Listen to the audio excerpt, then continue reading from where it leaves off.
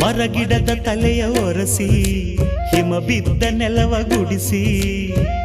ಆಹಾ ಹೊಲಗದ್ದೆ ಇನ್ನೂ ಎಂತ ನಿದ್ದೆ ಎಂದ ದಿನರಾಯನು ರವಿರಾಯ ನಿನ್ನ ಮನೆ ಕಾಯ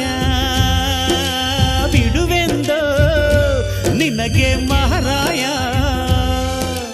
ಧಗ ಧಗ ಉರಿಯುವೆ ಜಗ ಜಗ ಬೆಳಗುವೆ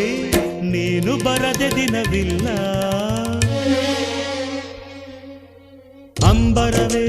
ಅಂಬರವೇರಿ ಸೂರ್ಯನು ಬಂದಾನು ಥಳ ಥಳ ಥಳ ಜಗ ಥಳ ಥಳ